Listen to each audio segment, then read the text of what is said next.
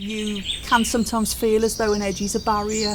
At the same time, they're very much places of change, flux, opportunity. It's like there's accepted ways that the world just looks if you're watching the TV, and if you feel like you haven't got a representation in there, then that's where you feel like you're on an edge. It's like there can be a lot of pressure to define yourself in the world, and sometimes it feels like that's the only way that people can get who you are. Yeah, kind of putting more attention on boundaries and realising that they're not necessarily fixed, like often they're just much more permeable, like in nature, like porous even.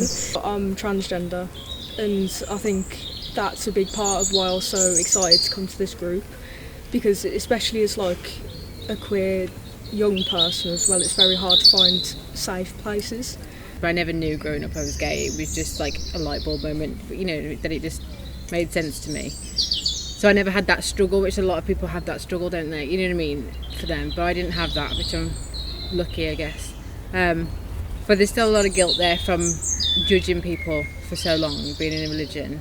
But like my whole life I felt like I'm outside of the group. Like even in a group of friends I always felt like the outsider, and I never, like growing up I never really understood it, and then when I was like 28, 29, that was when I realised I was autistic, and then a lot of things then made sense. So as I've come here because I've been disabled, and I suppose some edges for me I've been trying to test and get some health back, physical health back, and very much like nature. The area that we're in geographically contains all these variations, all these diverse communities and marginalised communities, but we're not seeing them here.